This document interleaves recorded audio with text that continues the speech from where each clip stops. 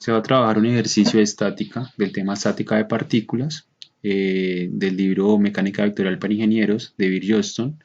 Es el ejercicio 2.24. Es un ejercicio básico de fuerzas donde nos piden descomponer la fuerza y sacar sus componentes en X y en Y. Vamos a empezar con esta fuerza de 80 newton. Entonces tenemos que para la fuerza de 80 newton, refiriéndonos a la figura, está con un ángulo de 40 respecto a la horizontal. Entonces tenemos acá el ángulo de 40, esta va a representar su componente en X y esta va a representar su componente en Y. Para hallar esas componentes de esta fuerza, vamos a usar razones trigonométricas, usar el SOHCAHTOA, el que es el seno, coseno y tangente. Entonces vamos a empezar hallando la componente vertical de la fuerza 1 de 80 newton.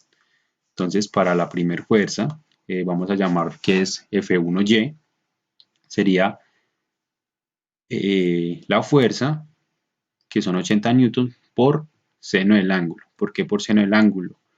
Refiriéndonos a este ángulo de acá, la componente vertical sería la fuerza opuesta a este ángulo, por lo que usamos seno, ya que el seno relaciona el lado opuesto y la hipotenusa. La hipotenusa pues sería el valor de la fuerza que tenemos acá de 80 newton. Entonces la componente en Y sería 80 newton por seno de 40. De la misma forma hallamos la componente en X, que es representada por la flecha de acá abajo. Esta componente son 80 newtons por coseno de 40. ¿Por qué coseno de 40? Porque refiriéndonos al ángulo de acá, esta componente en X sería el lado adyacente, por lo que utilizamos coseno, que es el que nos relaciona el lado adyacente y la hipotenusa. Nos vamos a la segunda fuerza, que es la fuerza de 120 newton. Tenemos que esta fuerza de 120 newton está con un ángulo respecto a la horizontal de 70 grados. 70 pues es la suma de los 40 de la primera fuerza y los 30 grados que está la fuerza de 120 newton respecto a la de 80. Nos da un ángulo total de 70 grados. Nuevamente sacamos nuestra componente en Y, la componente vertical sería los 120 newton, que es el valor de la fuerza, por seno de 70. Nuevamente seno, porque esta componente vertical es el opuesto al ángulo de 70, que es con el que estamos trabajando. Nos da que la componente vertical para esta fuerza es de 112,36 newton. Para la fuerza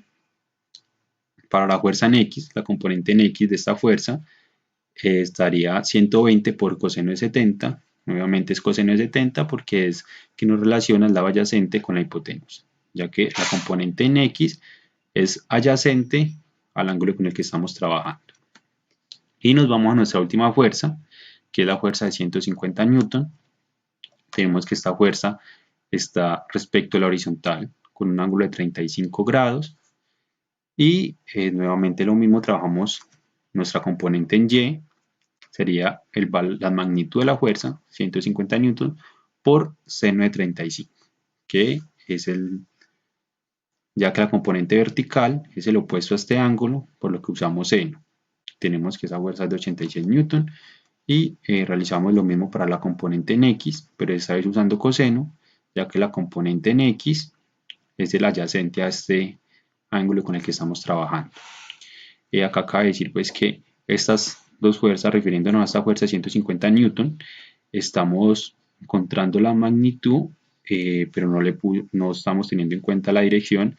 Si tuviéramos en cuenta la dirección, esta componente en X sería negativa, ya que si nos paramos acá en el plano, lo que esté a la derecha es positivo y lo que esté a la izquierda es negativo.